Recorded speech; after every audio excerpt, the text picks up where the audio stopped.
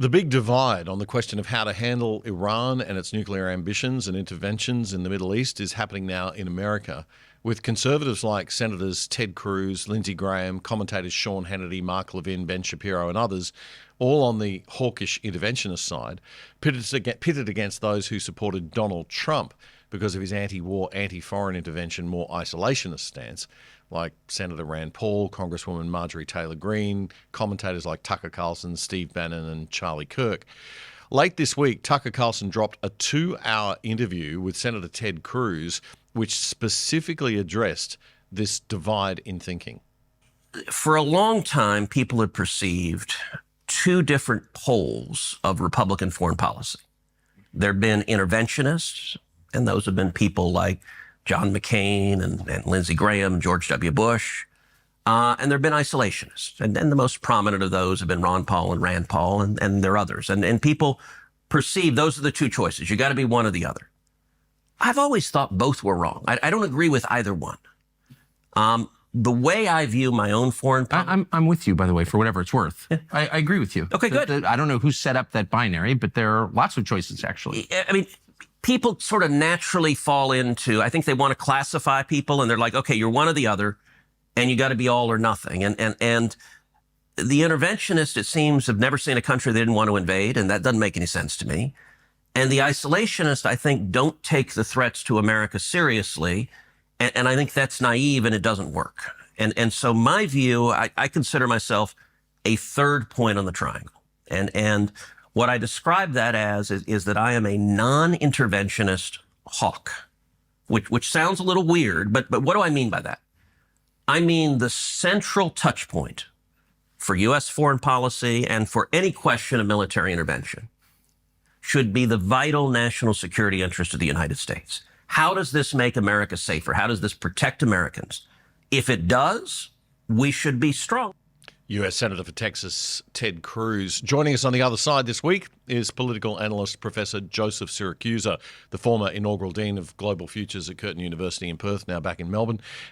Joe, thanks again for your time. Intervention depends on many, many things, and we can moralise all we like, I guess, but it has a lot to do with just who is the bigger gorilla in the room, right?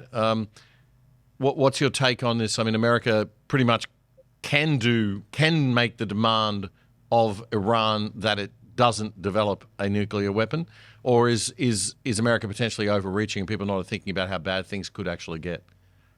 I think America is overreaching. You're absolutely right there. Look, Americans since the 1780s have debated whether to get involved in the world. It's not about isolationism or turning their back. It's about interventionism versus non-interventionism. Americans want to stay engaged with the world up until the point where they get dragged into other people's civil wars or wars like that. You know, the easiest wars in America to justify are after the Germans sink an American submarine in 1917, or the Japanese hadn't attacked Pearl Harbor. We'd still be debating whether to get into that war. And those are very clear-cut things. But look, Americans don't want to get in the war. I mean, that's why they spend $1 trillion on the military, so as to scare everybody. I mean, the idea is to deter people from attacking the United States. You notice that America's nuclear weapons haven't deterred anybody in recent years, and that the threat of nuclear weapons don't deter the Iranians and from attacking Israel. I mean, sometimes I think the value of these nuclear weapons are overrated. Iran's not a small country, is it? It's got a decent capacity to fight back, I assume. Oh, it's got 92 million people, very smart people, too. You know, they're not like the Ayatollah's Revolutionary Guard. You know, these people are highly trained, they're professionals, they have fierce nationalism and all the rest of it. You know, it is hard to defeat a country with multiple time zones. It's very, very difficult. I mean, that's why no one has ever defeated Russia. It's got 11 time zones. You can't do that. The more time zones you got, the less chance you are. Yes. Look, I want to play some more of that Ted Cruz interview from that Tucker Carlson thing, because unlike Carlson, Cruz is a big supporter of Israel, and they got into a huge argument over that subject, as I've seen many on the Australian right doing online this week too. But putting that aside, Cruz was very opposed to the Iraq intervention of George W. Bush, but he says this situation is very different. And I just want to hear his case for intervention this time, and then I'd like to get your thoughts on it, Joe. I think the most acute national security threat facing America right now is the threat of a nuclear Iran. I think China is the biggest long-term threat, but acute and near-term is a nuclear Iran. Okay.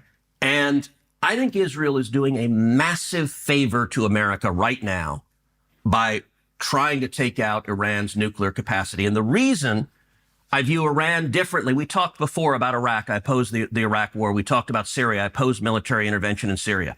The reason for that is those did not pose a threat to the United States. I think Iran is markedly different. Number one, the Ayatollah is a religious zealot. He is a lunatic, but a particularly dangerous kind of lunatic because he's driven by religious fervor.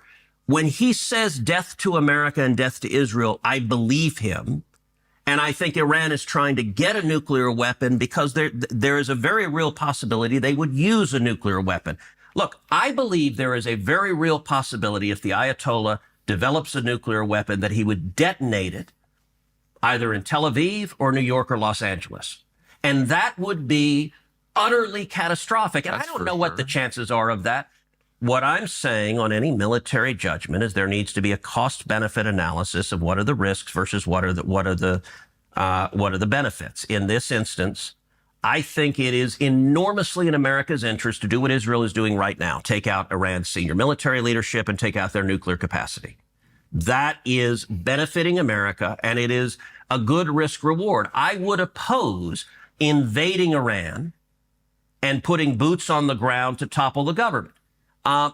If the risk got severe enough, I would support that, but I think the relative risk is not severe enough to justify that step at this time. What I would absolutely oppose under any circumstances is invading Iran and then staying and trying to turn them into a democracy. Okay, Republican Senator for Texas Ted Cruz talking to Tucker Carlson late this week there. He seems to support an airstrike, decapitation and disabling the nuclear capability, but not boots on the ground, invasion or any kind of occupation. Joe, is that a fair position, or is this still America going too far, do you think? Look, Damian, Ted Cruz knows better. He went to Harvard, for God's sakes. The only way to conquer another nation is with boots on the ground, okay? You could bomb the hell out of people, but you can't bomb them into submission. And as proof of that, I just give you the Vietnam War. I mean, we dropped more ordnance than dropped in the Second World War, and they still wouldn't crumble or cave in. So look, you got to go in with troops at the end of the day, so you can threaten to bomb everything, as a matter of fact. And so he knows better than that. And look, when he says that this is different from the Second Gulf War, that's not true. I mean, they're still cooking the intelligence as they go along. I mean, the president says that, that everybody got it wrong. And I heard his press secretary say in the White House the other day that the president will act on his instincts. Well, I wish she hadn't said that, because I don't trust instincts. I trust information and making rational decisions. I mean, if we're counting on Donald Trump's instincts here, well, that, and then Trump says people will love him no matter what he does. That's not true, because once Americans are killed, and once those body bags started arriving at Andrews Air Force Base, people are going to jump up and down. Jimmy Carter had a vice president once, Damian, who said that Washington is 70 square miles surrounded by reality. As soon as you start killing Americans out of the Washington area, they're going to jump up and down, and they should. Joe, what do we do? Well, what do we do then? I mean, to be fair, you're sitting in a situation here where we've got Iran threatening quite clearly, quite openly, quite repeatedly that they want an annihilation of Israel. They want the annihilation of the great Satan, the United States. We hear that rhetoric. Okay, it's just rhetoric. We've got them actively building nuclear capability. We don't know whether but they won't allow inspections. We have Israel constantly saying that they're on the verge of creating a nuclear weapon. One day, Israel's going to be right about that. When does it become a point where we say, okay, now is the time? Yeah, I know what you mean. Look, a lot of this originates from the 1979 revolution. You know, America has got a lot of unfinished business with Iran, particularly when they took those 66 American hostages in Tehran and kept them for over 400 days and destroyed Jimmy Carter's career. You know, that should have been the occasion to strike hard at these people. The trouble is, we didn't have anything to replace the Shah with. The Shah, I think, died shortly later in a Egyptian hospital. And, you know, the revolution just came. So a lot of this is unfinished business because we lost American troops trying to in that rescue operation. And Iran has said since 1979, death to Satan and death to the Israelis. You know, Israelis. I have to tell you that I don't think rhetoric is exactly rhetoric. I mean, sometimes rhetoric is exactly what they say. They'd like to do these things. Can they do them? No. You know, maybe they're organizing their rallying point, but they can't do anything about it. And if they even started to attack Israel like that, I mean, Israel has over 100 nuclear weapons. I mean, they would just simply eliminate Tehran and other parts of Iran, and that would be the end of the story. But look, we've got to provide diplomacy here. You know, Donald Trump's great advantage is he's got more power on the board than anybody else. And he could tell the Iranians, look, we want some kind of a deal here. We want inspections. We want you to cool it on the enrichment and all this kind of stuff. And then he's got to tell the Israelis to cool it. I mean, the Israelis want to go in and they're looking now for regime change and all the rest of it. I think the Israelis are biting off more than they can chew here because there's really no way to have regime change without you know, ground They're troops. taking advantage of this situation to try and push their agenda, which would be Yeah, ultimately I regime didn't change. think Netanyahu could play President Trump this well. I mean, I know he played Joe Biden pretty well. You think that's happening? Yeah. Well, okay. I mean, I don't know how successful he's going to be at this because U.S. Army Vice Chief of Staff General Jack Keane, I want to just play a clip of him. He's a military strategy media commentator in the U.S. and he told Fox News that he believes there is absolutely no intention of a ground invasion or any plans for regime change or occupation. Let's have a listen.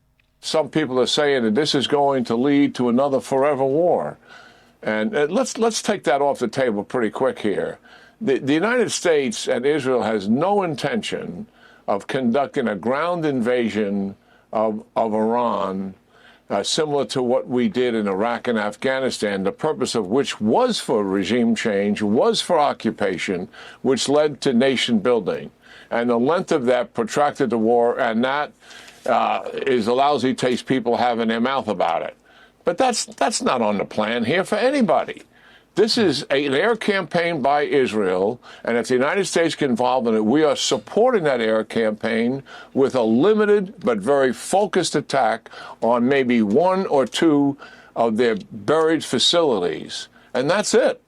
Doesn't sound like there's the capacity in the United States anywhere in either side of politics, really, for an all-out sort of attack, right?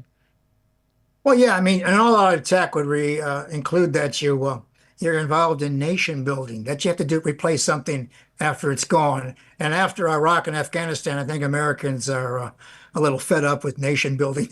They're not very good at it, as a matter of fact. But look, the general has left something out here. I've been reading in the New York Times about the Shah's son, who's announced that he's got a 100-day plan to take power and to restore the dynasty, the Shah's dynasty to Iran. I mean, there are people in the background who are ready to roll with this, as a matter of fact. Yeah, well, it seems so. We're going to come back and talk about that in a moment. I'm going to play you that clip from the Shah's son, the old Shah of Iran's son, and the things he's been saying this week as if it's a fait accompli that there's going to be some kind of regime change. So lots going on here. We'll be back in just a moment with Professor Joe Siracusa on the other side.